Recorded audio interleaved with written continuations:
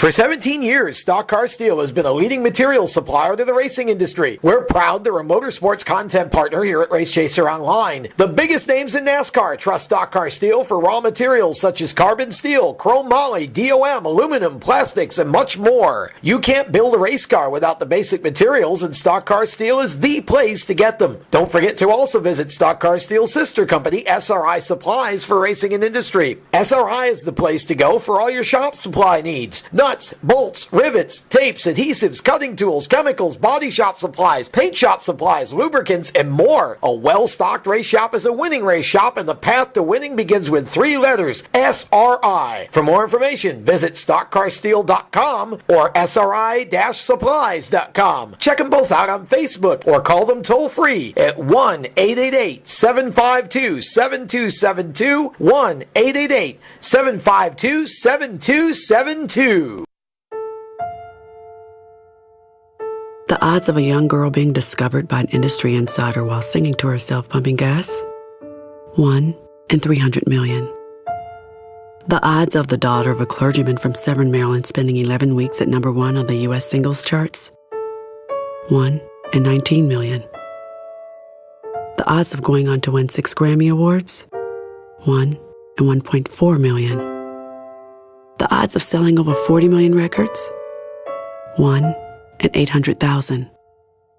The odds of this musician and performer having a child diagnosed with autism? 1 in 110. I'm Toni Braxton, and I encourage you to learn the signs of autism at autismspeaks.org.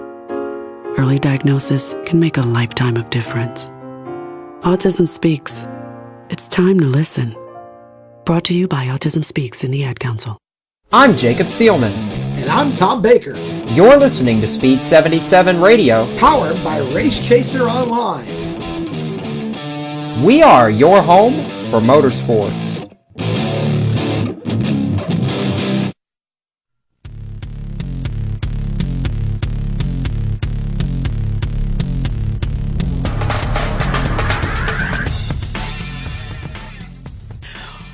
Hello, everyone, and welcome to tonight's Stock Car Steel SRI Motorsports Show. Another Thursday night of Motorsports here on Speed 77 Radio and Race Chaser Online. My name is Tom Baker. I am the co-host of the show. Joining me on the show at the moment in the studio at the round table is our producer, who is also doubling as a co-host tonight, Jacob Seelman. Kyle Souza will be along shortly, we believe, and we are looking forward to an hour of motorsports conversation and some of the best interviews we've had on the show in a while. We are going to cover the gamut tonight, Jacob, of what is going on down in Florida and the various divisions that are competing there on the fault side of things. Everything from what's going on at Daytona to stuff that's going on at New Smyrna. Yeah, we are, Tom. I'm looking forward to it. It's going to be a great show tonight. We're going to have the entire gamut of Speed Weeks covered for you here tonight, from the UNOH Battle at the Beach to the World Series of Racing at New Smyrna to everything that's getting ready to go on Saturday with the ARCA Racing Series. It's going to be an awesome show, and I'm ready to get started. There is a lot going on in Florida, even despite the weather that we've had here in the South. Fortunately, Florida seems to have been spared once they got last weekend out of the way. This last couple of days seems to be okay there, and it seems like the weekend is going to be okay as well. Should be a very exciting continuation of Speed Weeks. And the NASCAR folk like to say Speed Weeks actually starts this weekend, but those of us who are short track oriented would add that Speed Weeks has already been going on a while. Yeah, it has, and I will beg to differ that Florida wasn't entirely spared from all the weather that has gone on the East Coast. Actually, last night's action at Volusia Speedway Park for the All-Star Circuit of Champions sprint cars getting rained out due to some severe thunderstorms going through the area, but it seems like tonight and all the way through the rest of next week looking good on the weather front so far, so it's going to be an exciting next about 10 days of racing or so. I missed that. I didn't see that. I'm interested that you pointed that out. So that's not good for those folks, but hopefully everything will get situated here and Mother Nature will be a little nicer as we go forward throughout the rest of the next 10 days or so. We're going to get started tonight. We've got 5 drivers that we're going to be hearing from, and all of them, in one way or another, are connected to something that's going on in Florida. And the first one, Mason Mitchell, is certainly among those who are connected in a very interesting way.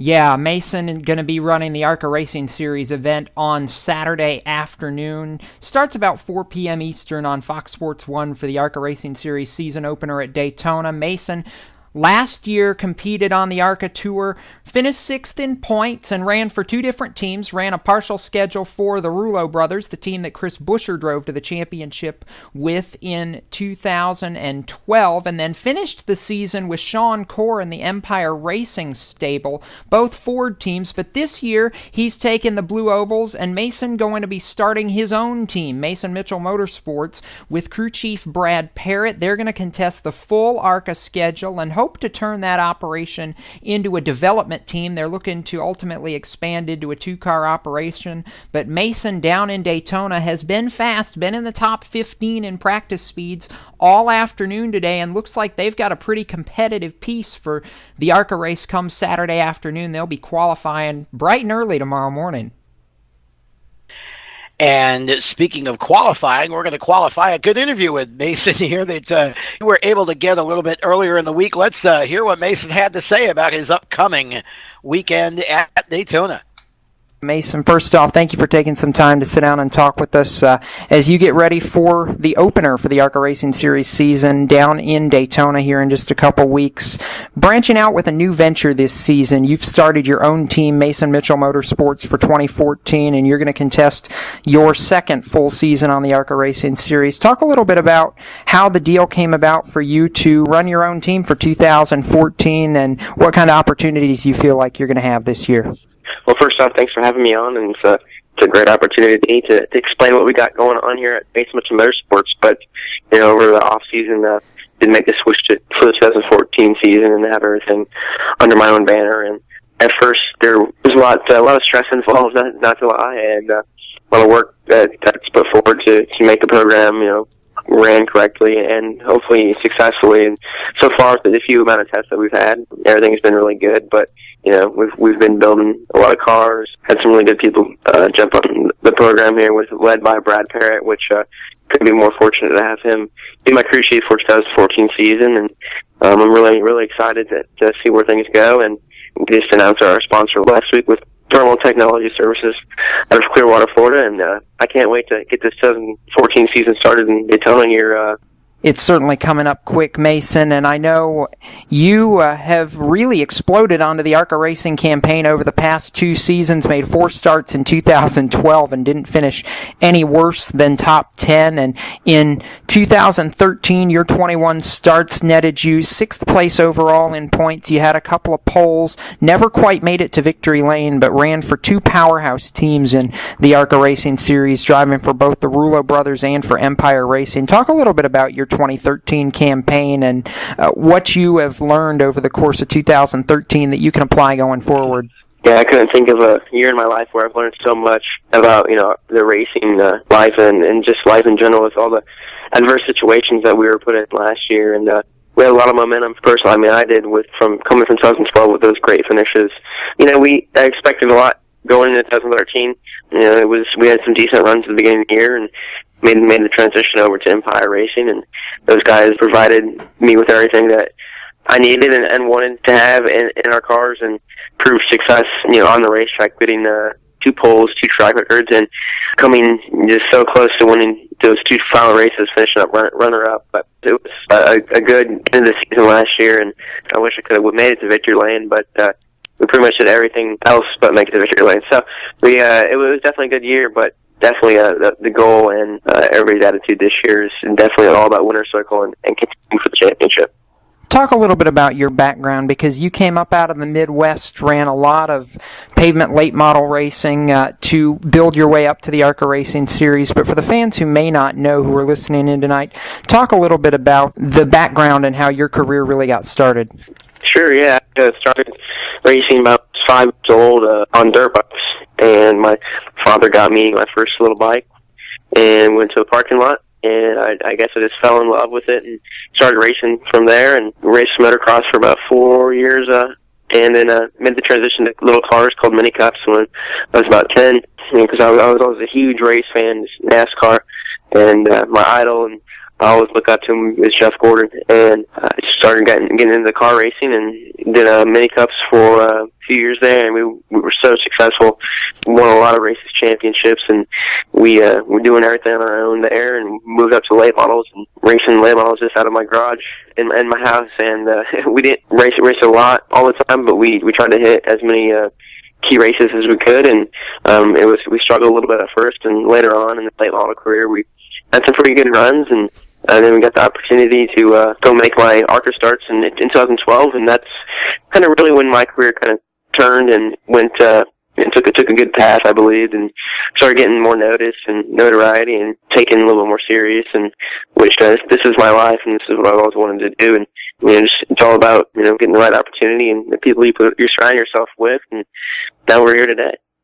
As we mentioned, you're starting your own venture, and I know you're going to be driving the car this year, but from what I understand, you guys also want to build it into not just a team for you, but a team to where once you move on to bigger things that can be a driver development team.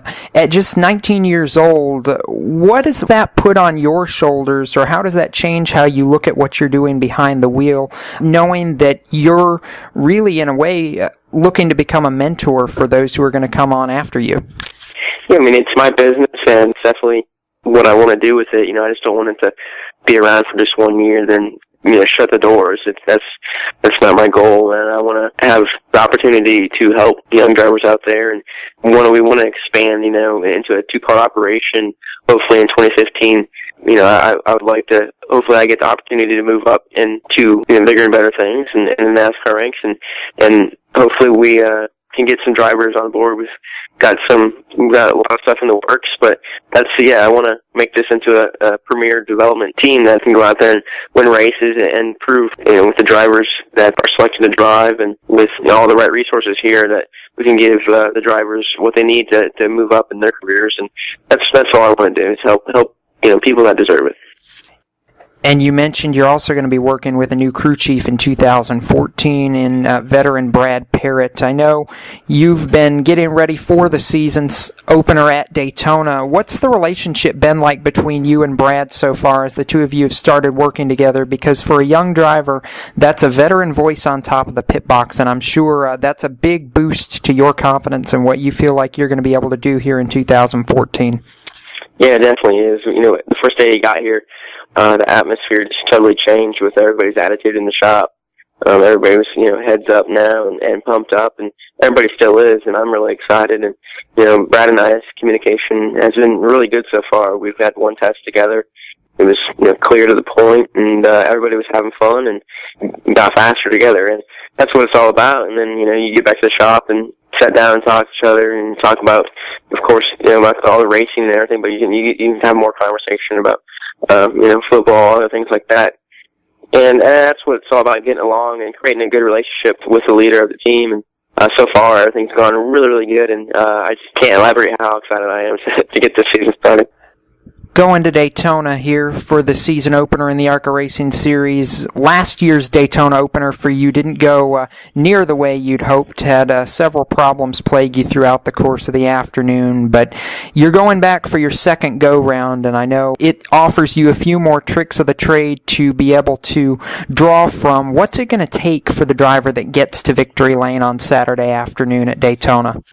Well, personally, it's going to take a lot of patience as a driver. You just gotta just sit there and let the race come to you. You gotta have a really fast car, obviously, and it's gonna be key to start up front. And when you get track position to stay up front, then if you gotta make a move here and there, you gotta do it. But you get the unfortunate side as you start in the back. You gotta be aggressive from the get-go, because there really isn't that much time on the clock to get to the front. So you got to have patience, but you got to make smart moves and be very smart and calculated about all the decisions, and hope the pit crew does its job on pit stops and gets you out front, and the rest in the driver's hands. And I know as you get ready to head down to Daytona, you can't do it alone, and I know there's a lot of support behind you that helps make it happen. So I'm going to let you give your shout-outs for 2014. Talk a little bit about who makes it happen for Mason Mitchell. Well, definitely Thermal Technology Services. Can't thank them enough. All the guys here in the shop, Brad Ferret, Tyler, Johnny, Matt, Chris, Jake, Brian. Can't thank my girlfriend enough for me. But my family and my dad, he's done a lot for me for my career, opened a lot of doors for me, and if it wasn't for him, I wouldn't be here right now. So definitely a big shout out to my dad, our awesome marketing staff on board, led by Megan. She does a heck of a job there. So it's a really big team effort here in our small team that we got going, and I'm looking forward to the big things that we got in the works, and hopefully making 2014 season a stellar year for Mason Mitchell Motorsports. And I know we're looking forward to seeing you on track, starting with the high banks on Saturday afternoon. Mason, thank you again for taking some time to talk with us here on the show this evening. We look forward to seeing all your on-track successes in 2014 and wish you the best of luck down in Daytona. Anytime. Thanks for having me on, and can't wait to check back in and tell you all about it. And Tom, as we get ready to qualify tomorrow morning for the Daytona Lucas Oil 200 for the ARCA Racing Series, Mason Mitchell, as we've documented, he's been fast. He's going to be a threat for the pole. He set 2 track records last year, but crashed out of the race early a year ago, so he's not had all the track time he probably would have liked in the draft as far as missing out on some laps last year. But you and I both know, depending on right place, right time, Daytona's a crapshoot at the end of the day. That's the perfect way to describe it. It is a crapshoot, and really, if you're in the race, you can about win it. And Mason certainly has both the equipment and the knowledge and the talent to be able to run up front and win. I would expect Mason to be just fine, and he's this is an interesting new venture for him, and I think that he's going to do very well this year. I think he is. It's going to be really interesting to see when we get back to some of these tracks that he's visited for the second time, the tracks that he's been at from 2013 to 2014, how well he performs, because we saw what he did go into tracks like Springfield and a couple of the other short tracks for the first time. So if he gets a second crack at it, I think there's really the potential for that first win, and maybe once he gets that first win, a couple of wins in 2014. That's exactly right. Momentum is definitely a funny thing, and once you get one, it's always easier to get more than one, so hopefully he will be able to accomplish that. And with that, we are going to take a break. When we come back, more from basically Florida. We're in Charlotte, but we're gonna talk a lot of stuff that's going on in Florida. This is more of a Florida-based show tonight. We're going to cover late models, K&N East, and some market stuff as well. We're just getting started here on the Stock Car Steel SRI Motorsports Show. Kyle Souza has joined us, and we will come back and talk with him about the upcoming Battle at the Beach. You're listening to the Stock Car Steel SRI Show on Speed 77 Radio and Race Chaser Online. Stay with us. For 17 years, Stock Car Steel has been a leading materials supplier to the racing industry. We're proud they're a motorsports content partner here at Race Chaser Online. The biggest names in NASCAR trust Stock Car Steel for raw materials such as carbon steel, chrome moly, DOM, aluminum, plastics, and much more. You can't build a race car without the basic materials, and Stock Car Steel is the place to get them. Don't forget to also visit Stock Car Steel's sister company, SRI Supplies, for racing and industry. SRI is the place to go for all your shop supply needs. Nuts, bolts, rivets, tapes, adhesives, cutting tools, chemicals, body shop supplies, paint shop supplies, lubricants, and more. A well-stocked race shop is a winning race shop, and the path to winning begins with 3 letters, SRI. For more information, visit stockcarsteel.com or SRI-supplies.com. Check them both out on Facebook or call them toll-free at 1-888-752-7272, 1-888-752-7272. Steven, do you like dirt modifieds and sprint cars? I sure do, Clint, but I like full fenders and late models, too.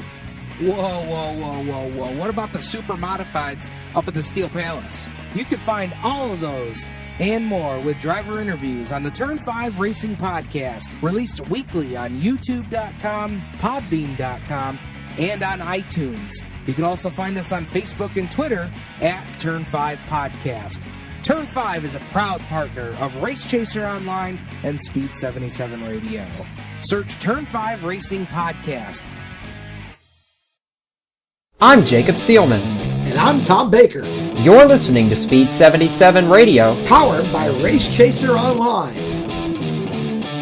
We are your home for motorsports.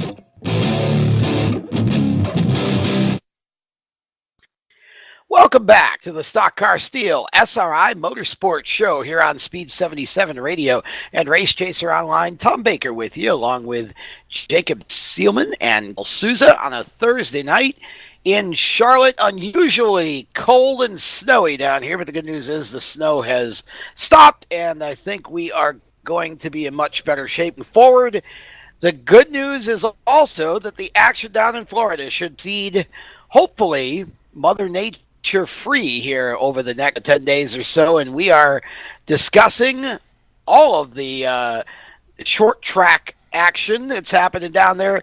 Guys, the Uno Battle of the Beach is fast approaching, and the level of excitement is growing exponentially with each passing day.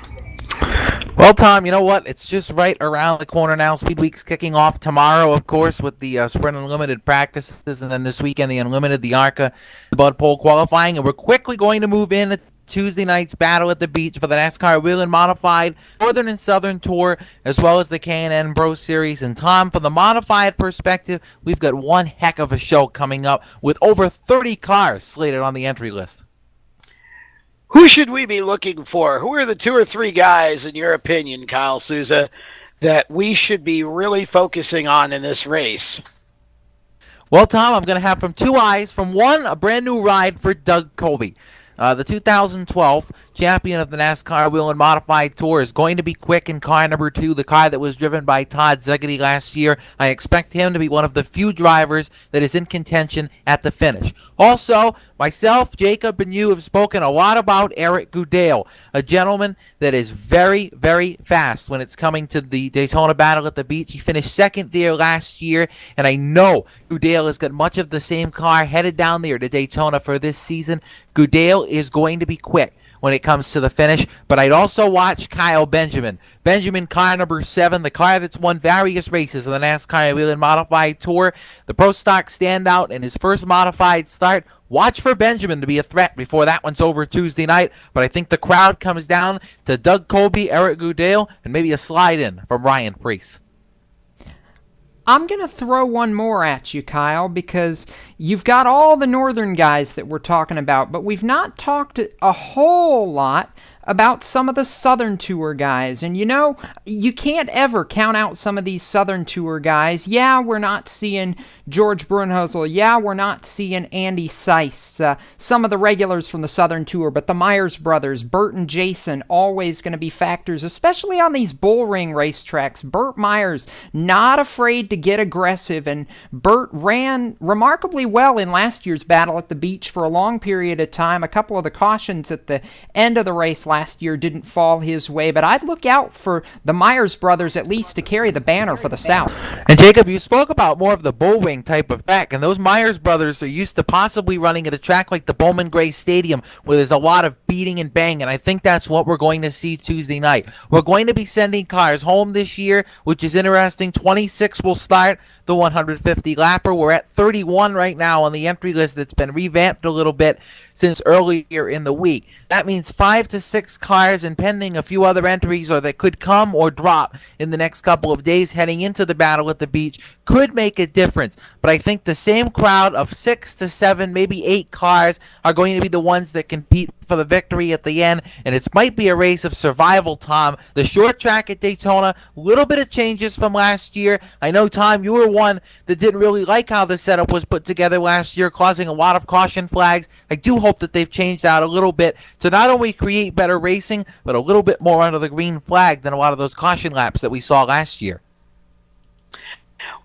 Well, I wasn't a big. I'm just not a big proponent of temporary tracks. I mean, I think a lot of times they just don't produce the greatest racing. I didn't think there was nearly enough racing room on last year's tracks, but nonetheless, they have made some modifications this year that hopefully will solve some of that problem. It isn't that surely that the race is a bad idea, but definitely a situation where hopefully there will be a little more racing room on the track, which is really what I think it lacked last year. And speaking of racing room, we are about ready to get to our next interview with Brandon Jones. And Brandon is a young driver who just has a wealth of talent and is very well spoken as well, Jacob. I know you were very impressed with him when you had a chance to sit down and talk with him.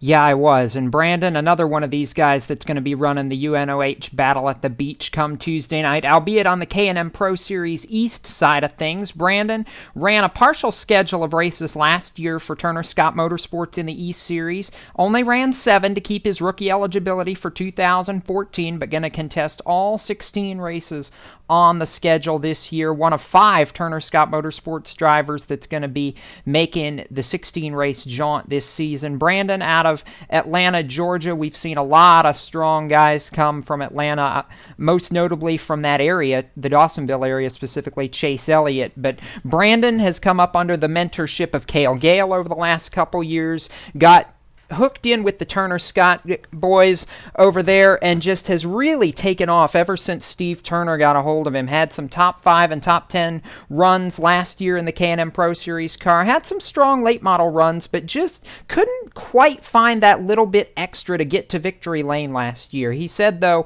that bothered him last year, but it's got him motivated for 2014, and he's excited to get to both Daytona and New Smyrna this weekend to start the K&N East Series season, and he's really excited about New Smyrna. Said the car was very, very fast when he was down there with the Turner Scott camp for testing just a couple weeks ago. Well, let's hear what Brandon had to say. Brandon, first off, thank you for taking some time to talk with us here this afternoon.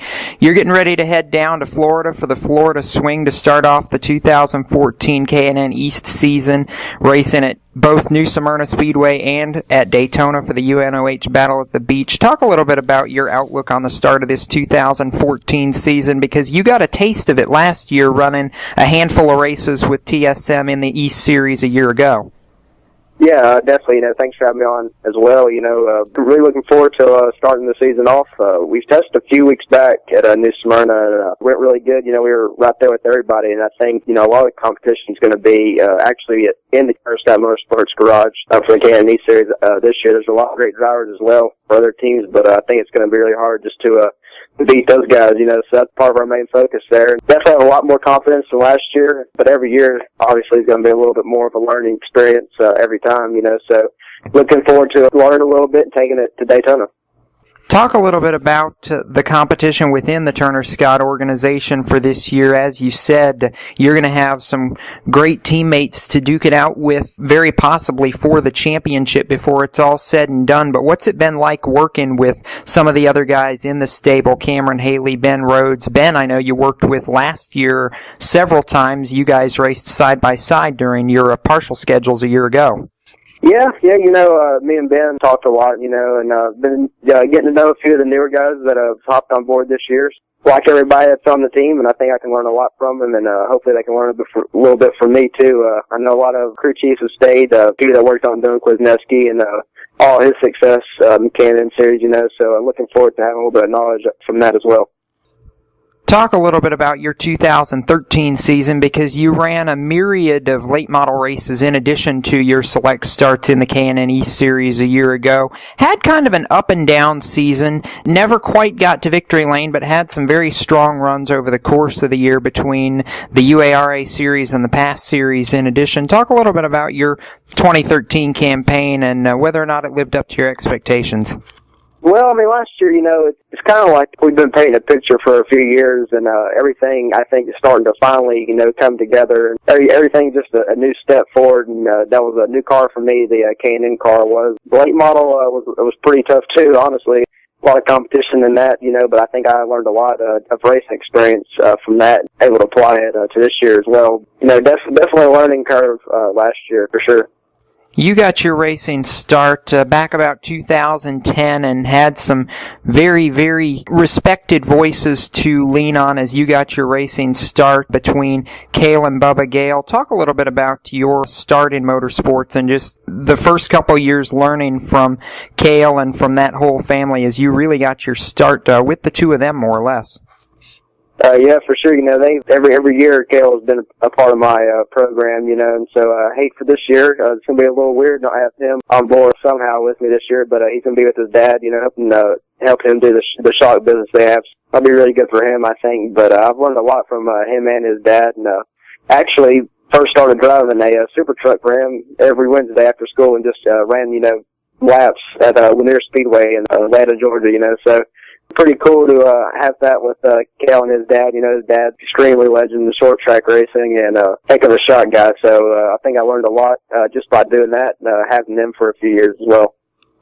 Where do you put the expectations for 2014? Obviously, had some ups and downs in your part-time schedule last year in the K&N car, but I know this year going in with a fresh slate, a fresh outlook on it. Where are you guys setting the bar for yourselves for 2014, contending for both the Rookie of the Year honors and possibly the championship as well? Yeah, that's always our main goal. Big picture there is to, get the championship and hopefully Rookie of the Year. That'd be awesome. But, a few wins here and there and hopefully a few poles. My qualifying hasn't been just amazing, so hopefully I can improve on that a little bit this year and pick up a few poles and maybe a few wins as well. What's been the biggest change or struggle for you adapting between the late models and moving up to the K&N cars last year? What was the biggest thing for you that it took a little bit of transition period to get used to as you started to move up the ranks? I think just not really seeing the track. First, pretty much every track we went to in the K&N last year I'd never seen before. So just on TV, but that really doesn't do it justice. So, being there in person and having to, throw away a few practice sessions to get acclimated to the track. And everybody else had already been on the tracks for the most part, they could start working on themselves a little bit quicker than we were able to, I think. So that was the main challenge. And competition obviously is going to increase as you go up. So that was a little bit of a struggle as well. You've not been to Daytona for the Battle at the Beach like several of your teammates did last year. What have you been able to pick up from them as far as what it's going to take to be in contention to win that race come Tuesday night around lap 150? Based on the last race, aggressiveness is going to be the main key in surviving, I think, So a few of the guys, like you said, have been there, so I think I can get a few pointers from them, and hopefully we can fire off the truck pretty decent right there. And you're just, as you mentioned earlier, over the last couple of years have been balancing school with your racing career, just getting ready to finish up school and focus solely on the K&N season for this year. What's it been like the last couple of years balancing the two halves of your life in between your studies and your time on the racetrack as well? It's definitely been a little bit of a challenge. 1 year we tried homeschooling and that just didn't go our way there, but luckily, we're in Mooresville, North Carolina now, and kind of the heart of the racing area, so they've been working with us a little bit and a little more understanding than a few other places we've been, so we've been fortunate to have that. And I know you're looking forward to get on track, certainly get out of all the winter weather that we've had here up on the East Coast over the last couple of days, but I know you can't do it alone, and I know you've had a lot of support, not just bring this K&N deal together for 2014, but throughout your racing career. Talk a little bit about who makes it happen for Brandon Jones.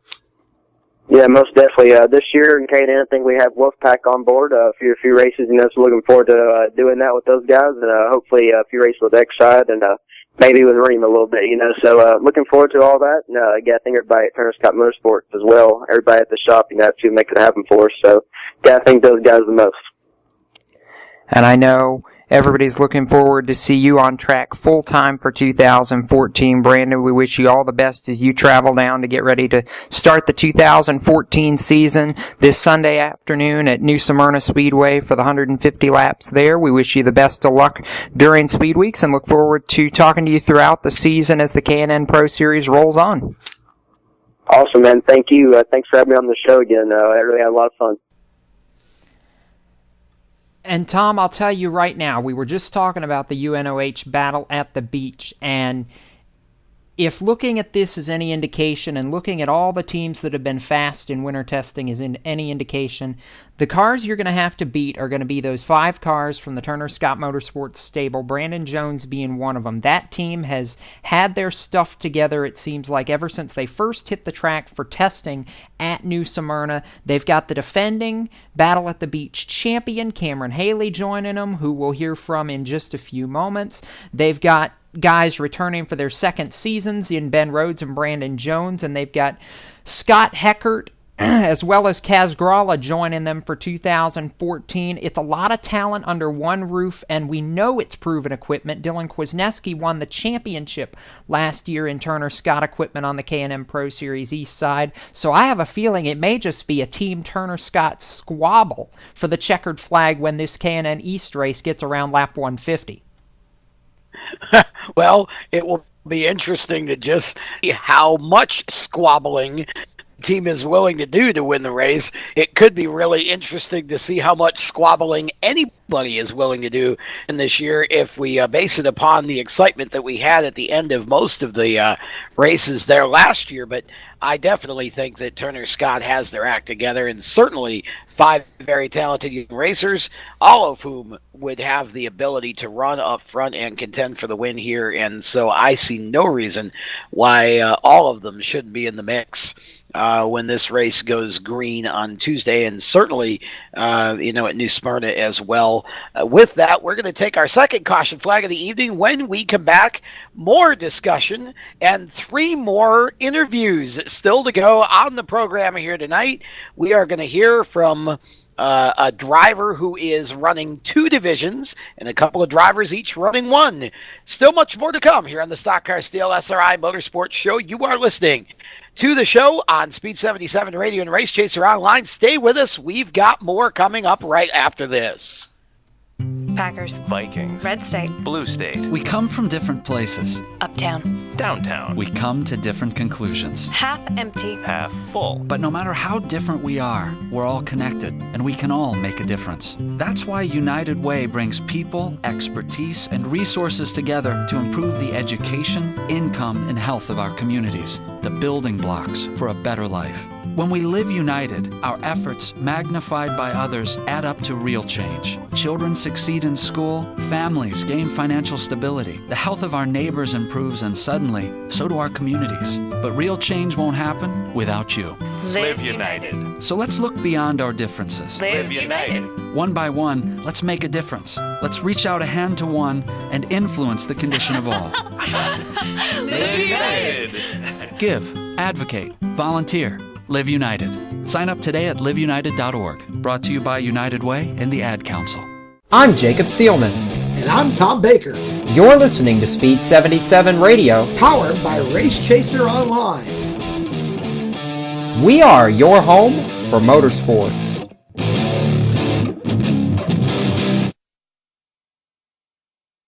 Welcome back to the Stock Car Steel SRI Motorsports Show. Tom Baker along with Jacob Seelman and Kyle Souza taking you through a Thursday night of motorsports conversation here on Speed 77 Radio and Race Chaser Online. And guys, we have been talking all night long so far about what's going on down south in Florida. We've got several drivers that we're featuring on the program tonight, all of whom factor into the competition down there in one way or another. And we've got a young man talking about talking about featuring in competition, we got a young man who's going to be featured in a couple of different classes, I believe, Jacob. Is that not true? I think Cameron Haley's actually, he and Kyle Benjamin, I should say, is the driver that I want to talk about. Kyle is running actually 2 different divisions down there, is he not?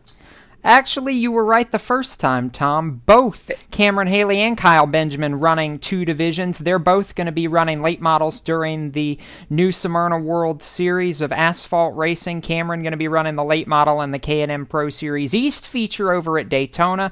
Kyle Benjamin going to be running the World Series in a super late model and then hopping over to pilot a modified for the first time in his career in the UNOH Battle at the Beach. But you want to talk about 2 versatile drivers.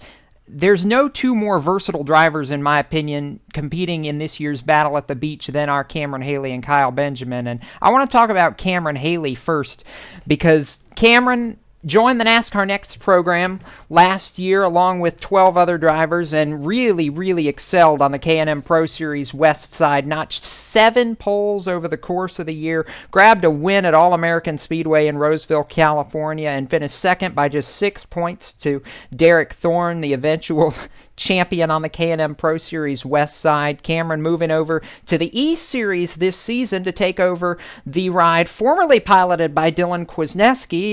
If we draw the parallels here, Haley ran the West Series, moving over to take over a Turner Scott East ride. Dylan Kwasniewski did the same thing a year ago. Look where that got him, a championship. I'm not saying the parallels are all there just yet, but I think it certainly bears watching what Cameron can do in 2014, and he's really excited about this year's Battle at the Beach, and he's got good reason to be, Tom. He's coming over as the defending race winner, won it in 2013 on a last lap pass over Gray Galding. There was sparks flying. It was crazy a year ago, and Cameron very optimistic about his chances to come back and get another one in 2014. He said he's not worried about the fact that they have changed the layout just a little bit, but just as driven as ever to make it 2 for 2 and prove that the first time around wasn't a fluke. He wants to prove that he can go out, race for it, win it.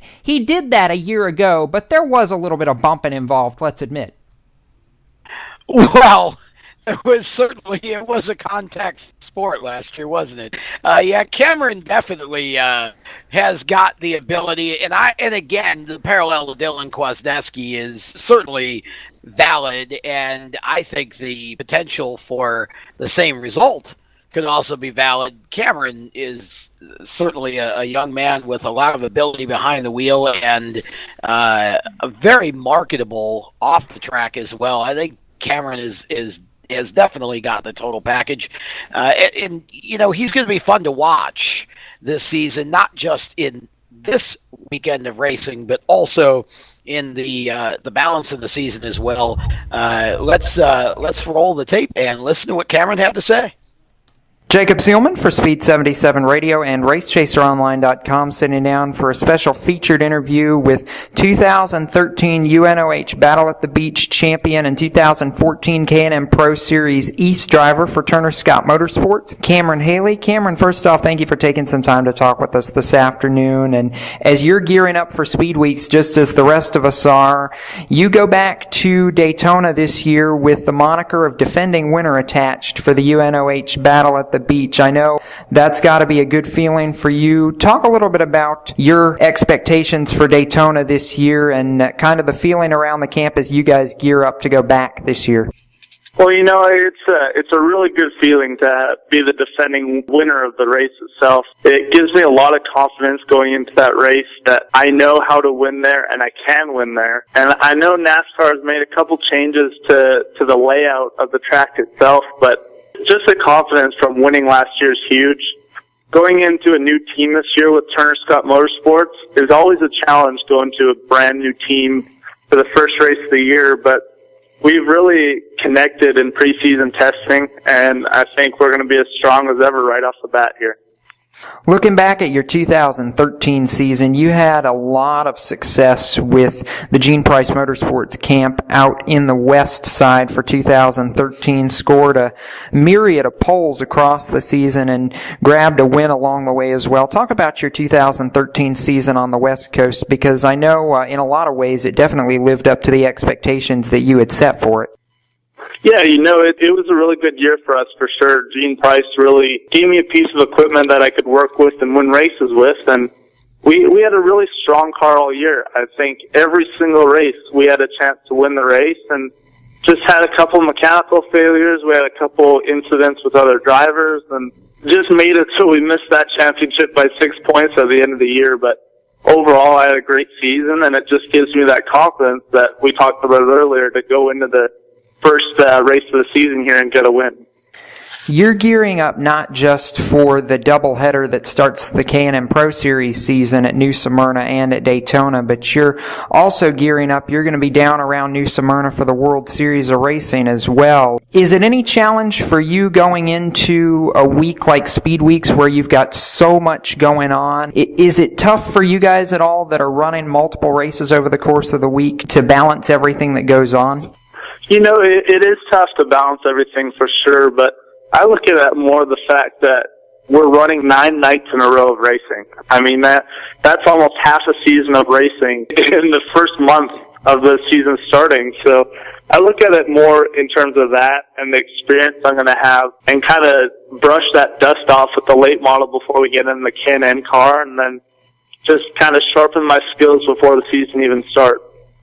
Where do you set the expectations for yourself in 2014? As you said, a new team, and a lot of these tracks that you're going to be visiting for 2014 are tracks that you've never been to here on the East Coast. I know you did come over and run a couple of K&N Pro Series East races last year, but where do you guys put the bar for 2014? Every year I set the bar so high, and I think this year is no different. I mean, we're going out there to win as many races as we possibly can and be there for the championship at the end of the year. And I am totally confident with my team this year, and totally confident with everything that we can go out there and get it done. You're trying to follow a path just like another protege of yours from out west, Dylan Kwasniewski, did last year, moving over from the West Coast to the East Coast to try and contend for a championship. You saw Dylan win the championship in 2013, and now you step into his ride for 2014, the number 98 machine. Is it any added pressure for you to go out and perform, knowing that you've got the equipment underneath you, now it's just time to rock and roll with it? Oh, for sure. It's a ton of added pressure to know that what Dylan did, and the fact that I'm in the same equipment and can do that same thing. But it's always tough following in somebody's footprints, I guess. But it's still a new year. There's new people, and anything could happen. And we're just kind of focused on what we need to do. We're putting aside everything that Dylan did and focusing on me as Cameron going out to win that championship. And I totally believe we can. You've worked some already with the Turner Scott Motorsports team in winter testing, gearing up for the events at New Smyrna and Daytona. What's the atmosphere been like with the Turner Scott camp? Because I know it is a bit of a change from what you had last year on the West Coast with the Gene Price team. It's a really good change. Turner Scott's really professional. I'm super happy. My new crew chief, Marty Lindy, and I have really made a good connection already, and it's just a really easygoing, fun atmosphere to race in, and I think that type of atmosphere will really help me to progress through this year, and it's just awesome to be a part of the Turner Scott family, I'd like to call it, and it's going to be a great year. I can feel it already. About the middle of last year, you got elected as one of 13 drivers to take part in the new NASCAR Next program, which really highlights some of the young talent that's coming up through the Touring Series ranks. Talk a little bit about what you were able to do with the NASCAR Next program in 2013 and what you were able to get out of the initiative. Well, the year before that, it was actually the Next 9 is what it was called. And then last year, obviously, I got inducted again into the NASCAR Next program. And throughout the couple years I've been a part of it, it's just been huge for me in terms of the biggest thing is dealing with media. And as we young drivers start to progress through the ranks of stock car racing and get up to these higher levels, media becomes a huge part of it. And the NASCAR Next program has really helped me to develop my skills when talking to media. And we do things like the Chicago event we do every year. We go, all of us, the NASCAR Next, go down to Chicago and participate in the Chase media events that happen down there, and it's just awesome to be a part of it, and they taught me so much about how to present myself on and off the track. And I know looking ahead, you're going to be running all 16 races on the K&M Pro Series East schedule for 2014. Got a couple of select events back out west, but going to be focusing on the East Series for 2014. What are you most looking forward to about the East schedule this year? Because it's a very diverse schedule, a mix of short tracks, bigger speedways, and road courses for this season.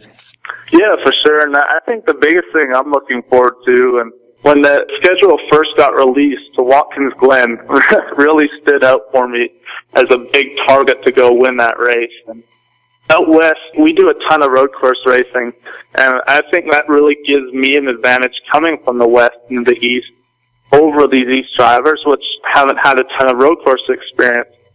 And I just really believe that race is going to be a huge race for me. I'm good at road courses. I've watched Watkins Glen ever since I was old enough to understand racing, and I just can't wait to go there. And you did not start your racing career in the traditional locale as a lot of the guys who have gotten into NASCAR. You hail from Canada and have really made your way down into the Americas to make it happen, first on the West and now for 2014 on the East Coast. What's it been like for you, not just starting your career out in Canada, but making the move into the States to pursue your dreams? Boy, it's definitely tough. In the U.S., NASCAR is so more predominant down here than it is up in Canada. We really don't have the NASCAR following in Canada. Although I have a ton of fans that support me, it's not as big as the U.S., which makes it really difficult on top of our climate, which right now I think it's minus 30 out and snowing. So it makes it really difficult to come from Canada into the U.S. But, I mean, my sponsor, Canvas by Haley, has been huge and instrumental into helping me get down in the U.S. and make a name for myself. But it's been hard, but we're dealing with it really good. Hopefully big things are to come here really soon.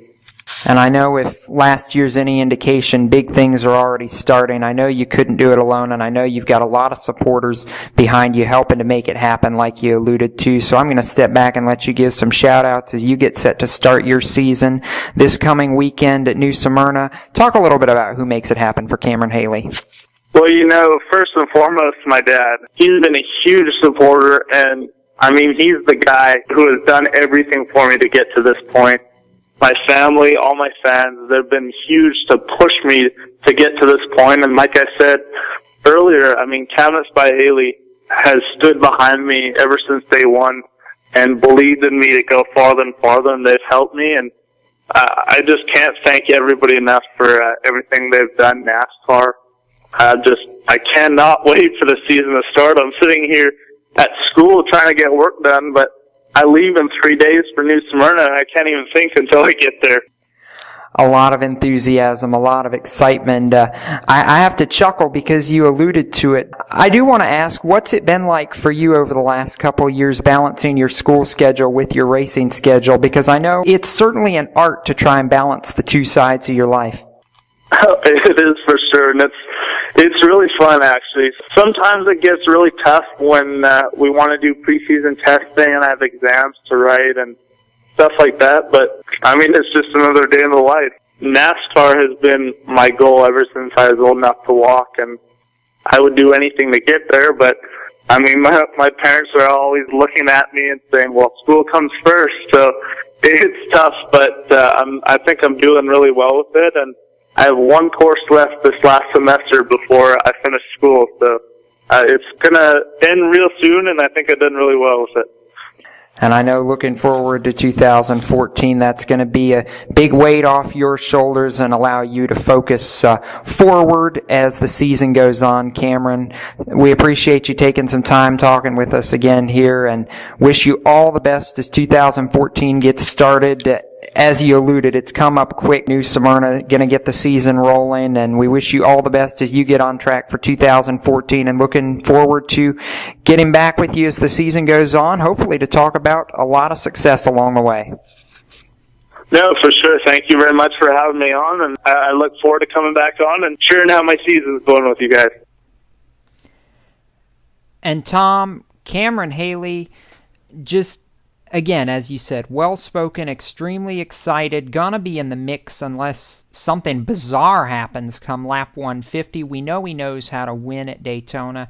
It's gonna be interesting to see if he can repeat it again, but I know the thing he's happiest about is getting out of Canada and getting down to Florida where the weather is at least a little bit nicer. When he was talking to me, and the fans heard it in the interview, it was 30 degrees below up in Alberta, Canada. So Cameron Haley, I'm sure, glad to be in the sunshine state to go racing here for the next couple days, because certainly it's a whole lot better than home. Oh, there's no question about it. And, you know, Cameron really has a lot to look forward to, not only getting a chance to defend his race win, but, you know, really just the whole situation that he's in this year. And, you know, thankfully, it seems like most of the folks who were heading down through this area made it through okay in getting to Florida, at least on time for when things are getting underway here. So, yeah, definitely Cameron has got to be pumped up for what he's going to be doing this weekend in general, and I think that this is a young man who has a chance to go very far in this sport. I do agree with you on that. And want to throw in a congratulations and a quick breaking news as we go to commercial. It's not our normal MO, but it certainly is current. Congratulations to the Andretti family and Michael Andretti, the IndyCar team owner. His wife gave birth earlier this afternoon to twins, Miotti and Mario. So another generation of Andrettis coming into the world, and going to be very interesting to see as they get older how the family legacy plays out. We know the Andrettis never have forced racing on any of their younglings, but it just seems to somehow always turn out that way, that racing is in their blood. So it'll be interesting to see, and congratulations to the whole family. And with that, we will take our next caution flag on the Stock Car Steel SRI Motorsports show. When we come back, we'll have more as we get ready for the UNOH Battle at the Beach and the World Series of Asphalt Racing at New Smyrna. We're going to talk modifieds and hear from a burgeoning young short track star making his modified debut. Kyle Benjamin joins us next here on the Stock Car Steel SRI Motorsports show on Speed 77 Radio and Race Chaser Online. Stay with us. We roll on after this.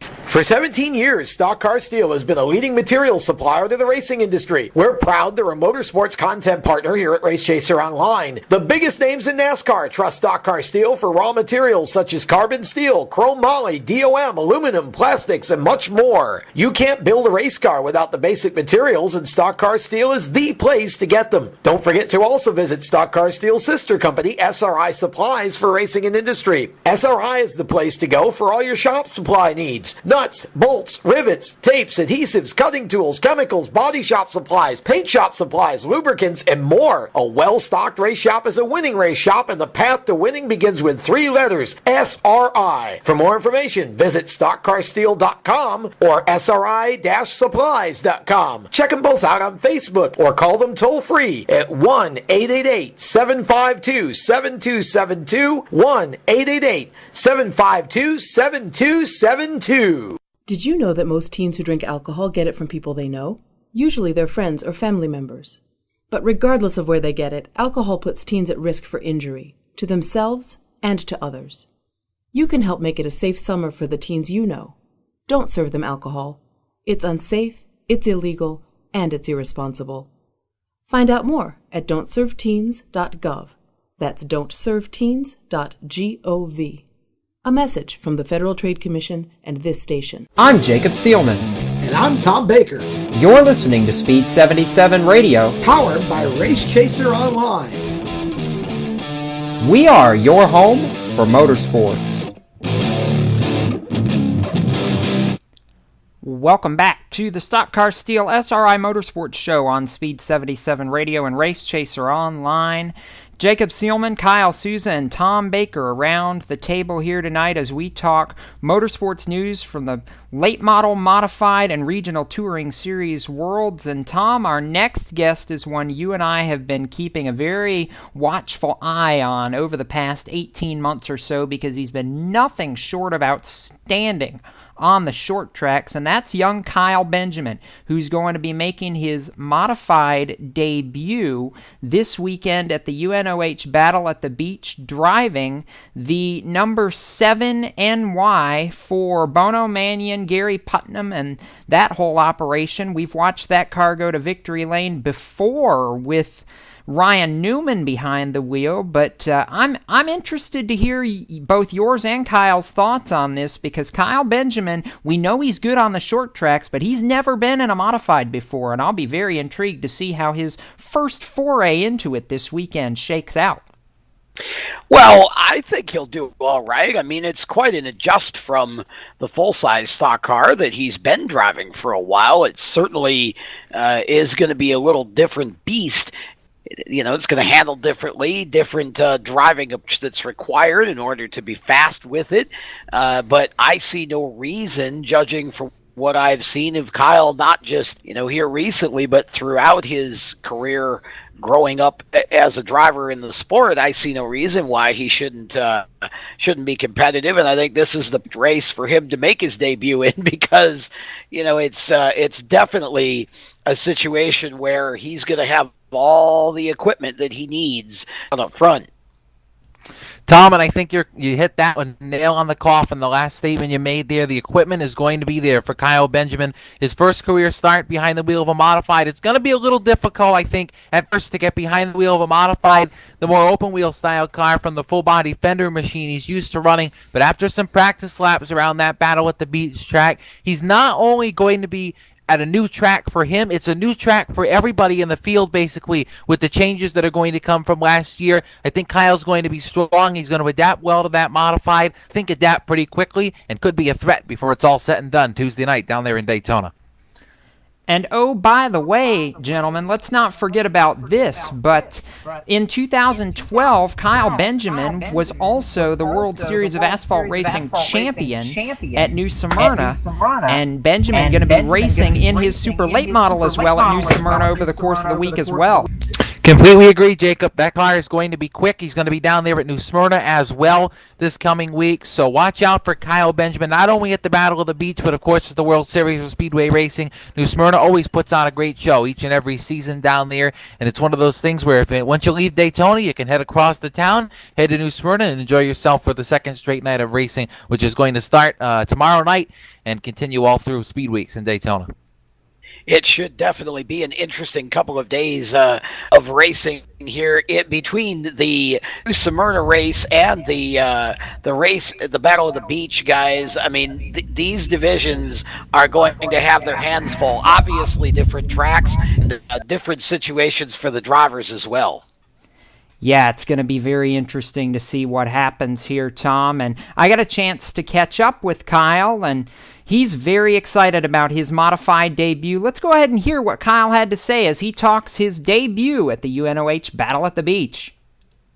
Jacob Seelman for Speed 77 Radio and RaceChaserOnline.com, sitting down for an exclusive featured interview with late model driver and now modified competitor for the 2014 UNOH Battle at the Beach, Kyle Benjamin. Kyle, first off, thank you for taking some time to talk with us here this afternoon. An interesting opportunity afforded you here for the coming Speed Weeks as you have signed on to drive the number 7 NY modified for the UNOH Battle at the Beach. A little bit different than what you've been used to after 4 seasons of late model racing and some additional late model racing here in 2014. Talk a little bit about how the opportunity came out and what your expectations are as you head down to Daytona for Speed Weeks.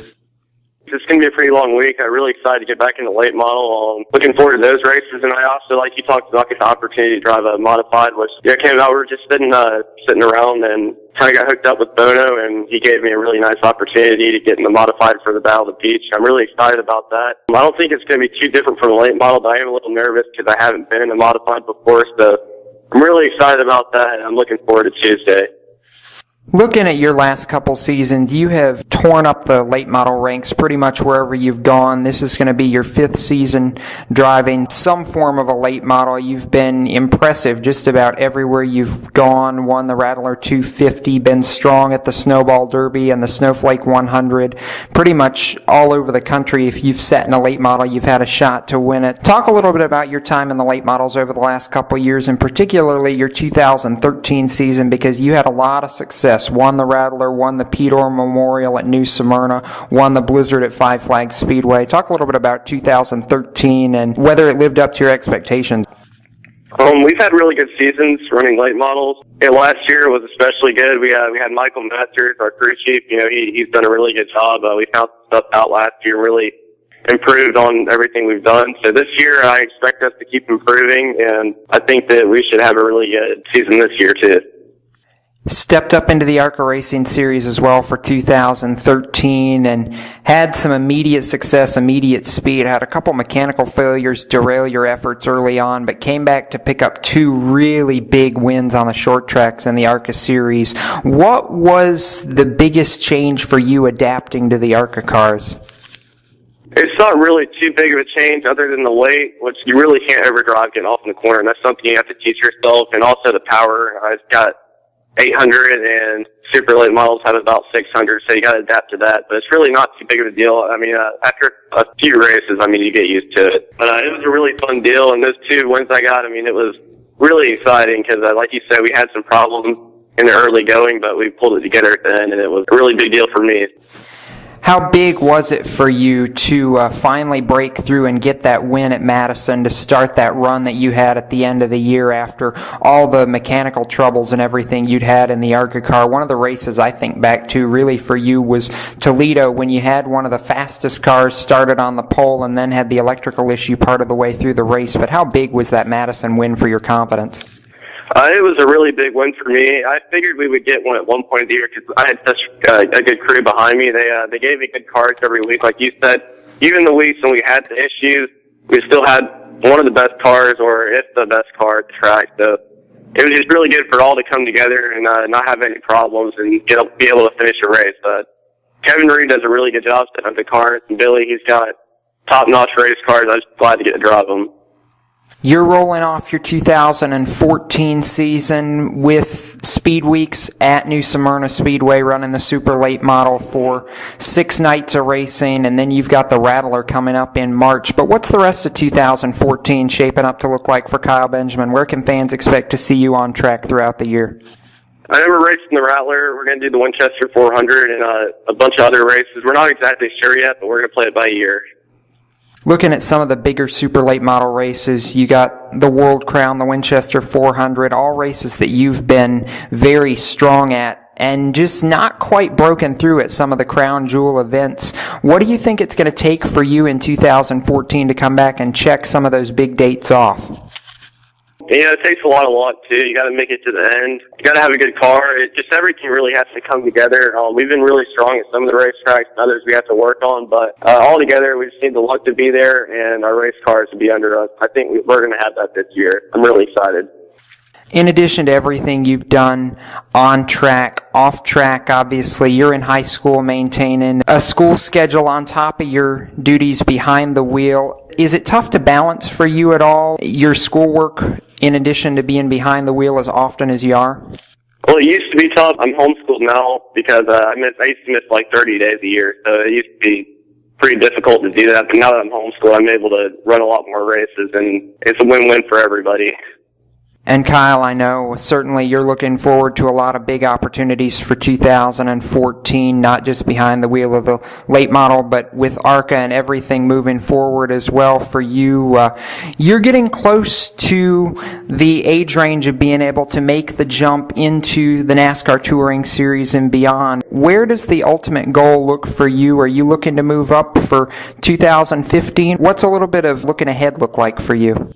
I would like to move up, but it's so tough, and there's so many people you got to compete against to get that spot. It's a long shot, and it takes a lot of luck too. You got to do the right things at the right time, be in the right places at the right time. I just hope I get the opportunity someday to get up there. And I know, obviously, all the opportunities that you've been afforded over the last couple of years, you've got a lot of people behind you and a lot of support helping make it happen. Talk a little bit about who makes it happen for Kyle Benjamin.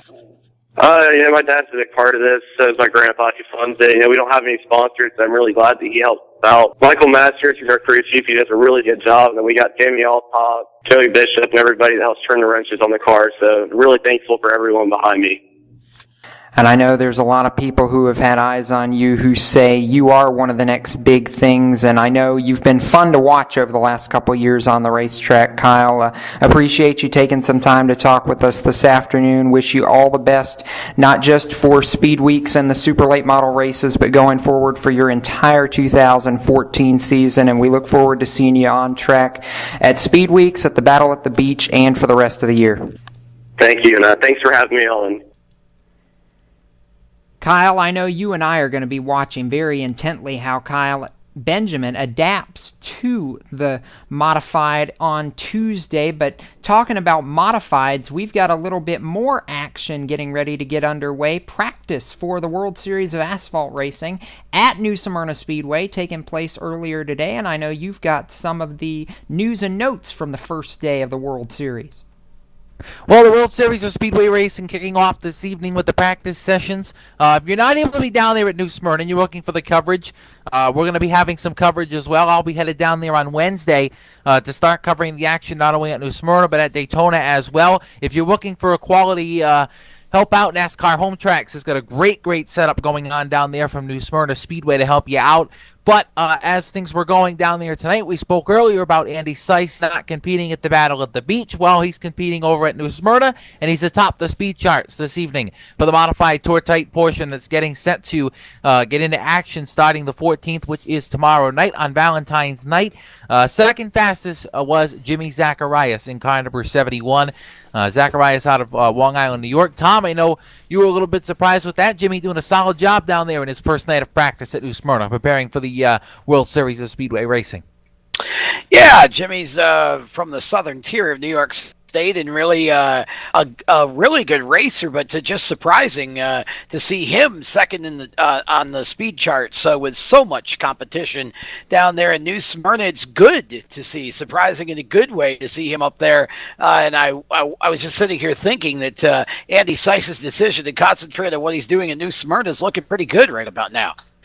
Yeah, Andy not deciding to take part in the Battle at the Beach this season. Winning a couple of Southern races last year. He was up towards the front in most of them. But Andy's taking focus down there at New Smyrna Speedway. I'll actually going to be able to sit down with Andy while I'm down there in Daytona. We've set up a side time to talk for a little bit. So check out that on Race Chaser Online, and we'll be able to get that back possibly for next Thursday night's edition here of the Stock Car Steel Show. But Andy's one of those top running cars out there at New Smyrna this season. He's going to be one of the factors each and every night that they hit the track. Unfortunate that he's not going to be at the Battle at the Beach, but the financial state for him all at New Smyrna, and it looks like right now it's paying off. Good run for Zacharias up there in the top two, and you also have a lot of other competitors in the tour type modified portion that are set down there for Daytona for the next couple of weeks. Keeping an eye on everything that's going on down there in Florida is what we are doing here in the Stock Car Steel SRI Motorsports Show. Right now we're going to take a final caution flag of the evening. When we come back, some more conversation, and we'll wrap up with some thoughts on what's going to be taking place over the weekend. You're listening to the Stock Car Steel SRI Motorsports Show on Speed 77 Radio and Race Chaser Online. Stay with us. Hi, this is Jamie McMurray here for RAD, the entertainment industry's voice for road safety. Want to make a difference? It's simple. Be responsible. Plan ahead. Designate before you celebrate. Friends don't let friends drive drunk. Baby, you can drive my car. Yes, I'm gonna be a star. A public service message brought to you by the U.S. Department of Transportation, RAD, the National Association of Broadcasters, and the Ad Council. I'm Jacob Seelman. And I'm Tom Baker. You're listening to Speed 77 Radio, powered by Race Chaser Online. We are your home for motorsports.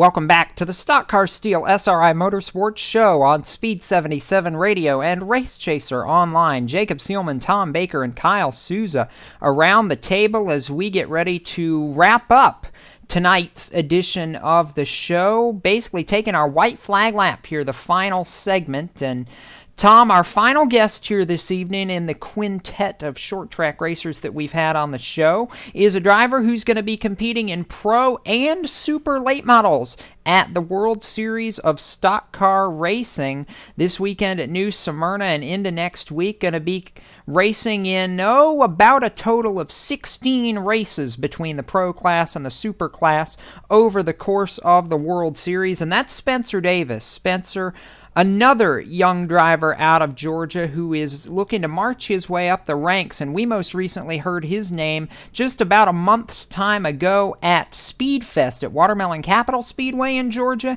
He ran second to John Hunter Nemechek in the Pro Late Model event. So Spencer Davis, a driver with a lot of potential and a lot of speed, one of these several drivers who has come from that same general area of Georgia. You know, you think of guys, Spencer Davis, Brandon Jones, Chase Elliott, some of these guys who have torn up the short track ranks over the last couple years. We've seen Chase Elliott's march towards the top, and Spencer Davis, another one of those who is trying to get there. He's not quite had the numbers fall his way just yet, has struggled and really struggled to get to victory lane last year, but already in 2014, he's got a win in the pro late model, still looking for that first career win on the super late model side, but Davis very, very confident that it just might come during the World Series of Asphalt Racing here over the next week at New Smyrna Speedway. I've been watching Spencer run since he started in go-karts, and I think he had about, it seemed like 10,000 go-kart victories before he finally moved up into the bigger cars. But Spencer is an outstanding young man, and he really has a good feel for a race car. You know, as you get up further up the ranks, things equalize a little bit. And so, as you said, he did struggle a little bit this past season, but still looked impressive in many of his races, just didn't quite get over the hump and into victory lane. He almost got it, as you said, a couple of weeks ago down at Watermelon Capital and Speedfest, but John Hunter Nemechek spoiled the party for him. I think Spencer's going to get his share this year. I think this is going to be a breakout year for him, and certainly could start down in Florida for sure. I very well think it could, and I do just have to throw in, because I love the world of internet garble every once in a while, because all the race fans out there know what you meant, but I have to say, Spencer Davis, he rides go-karts, not goats, I don't think. I did clearly say go-karts. I clearly said go-karts. Now, come on. Are you saying I mean, come on now. Oh, yeah, let's just roll the tape.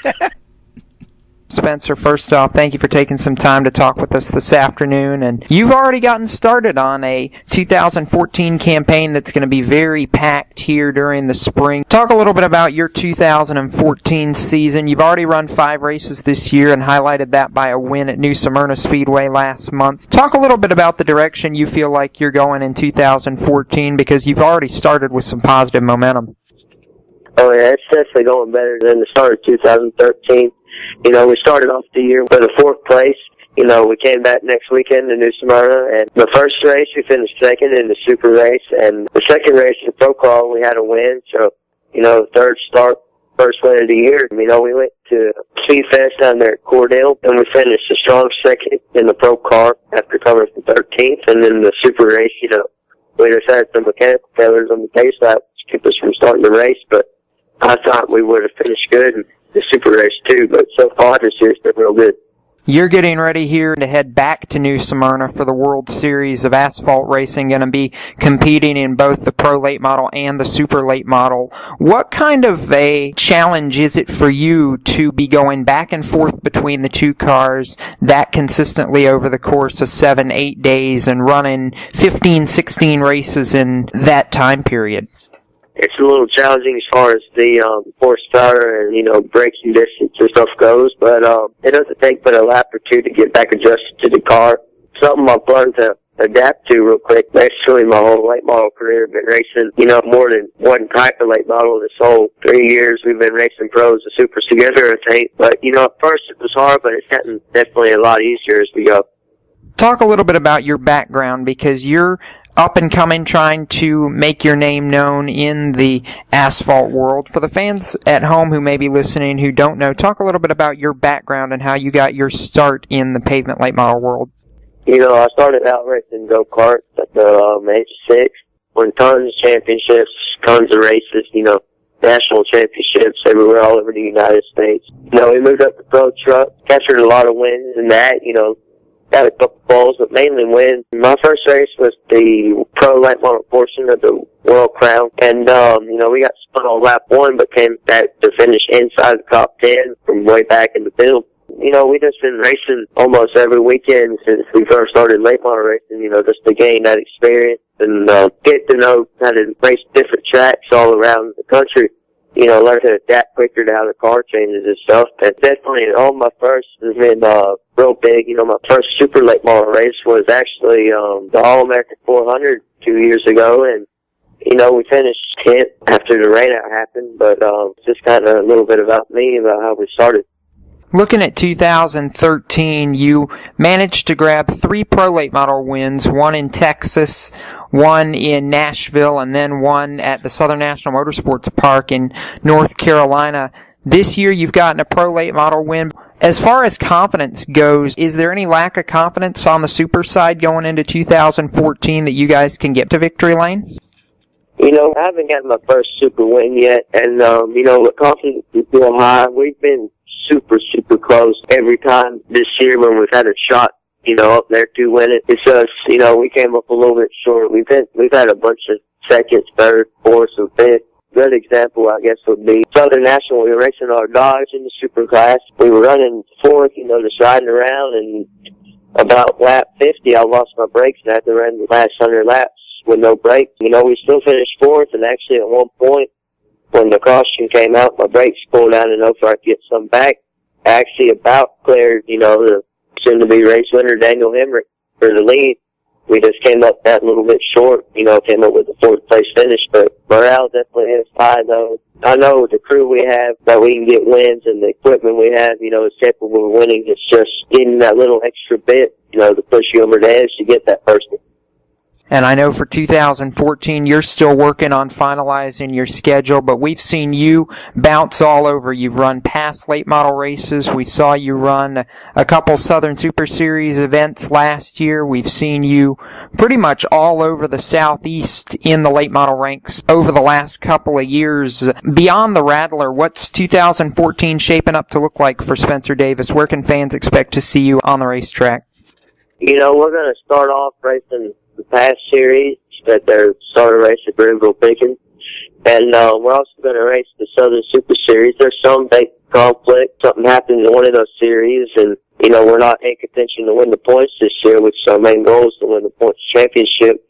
It so happened we can't do as well as one and the other. We're going to try to focus on the one, we're running good and got a chance to win a championship in, and just kind of, go from there. And I know you can't do it alone. I know you've got a lot of help and support that helps make it happen for you. So I'm going to step back and let you give your shout-outs as we get set to continue on in 2014. Talk a little bit about who makes it happen for Spencer Davis.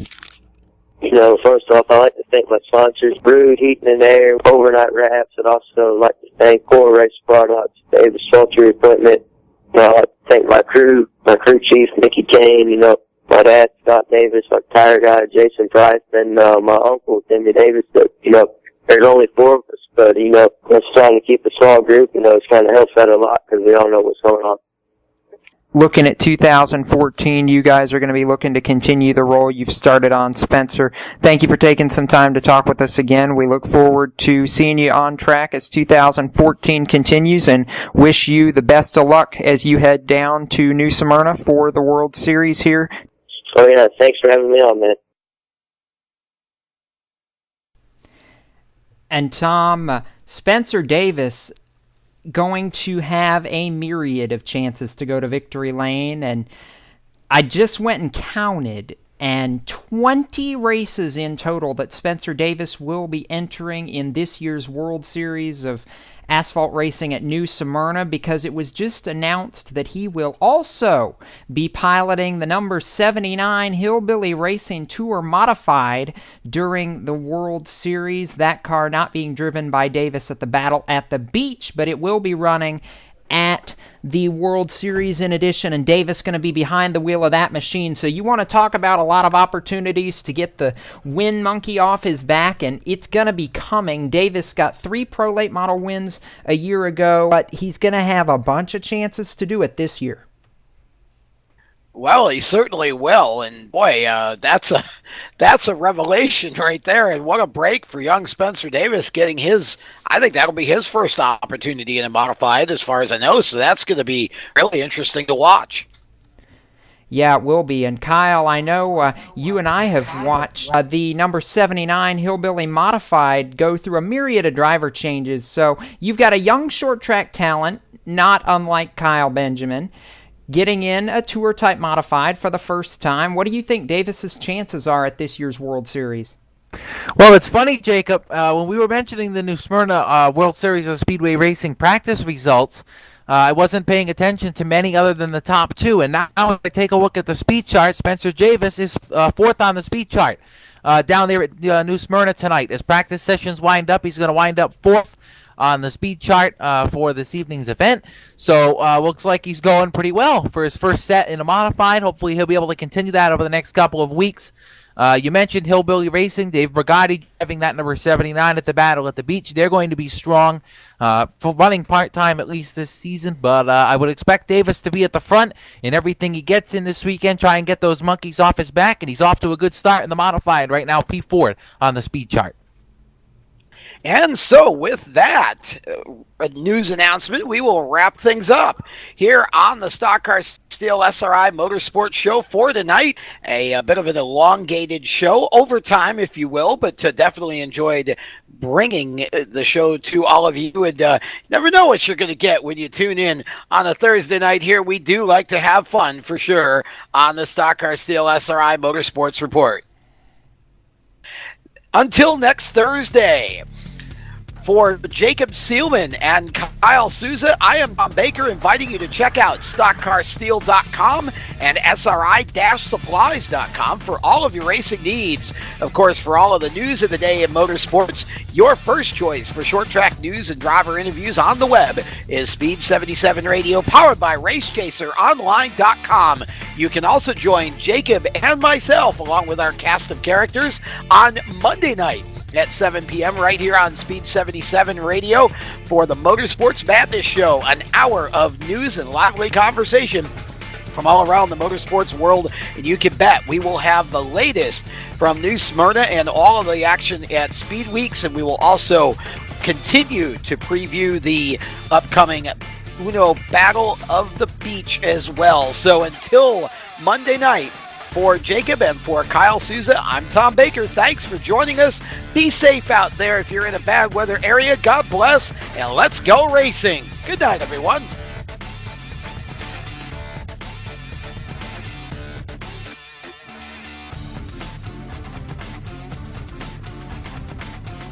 Race fans, one more programming update. The Stock Car Steel SRI Motorsports Show will be back on the air 1 week from tonight at a special time, 6 p.m. Eastern, 3 p.m. Pacific. The Gatorade Duels taking the green flag at 7 p.m., so we'll be on the air an hour early.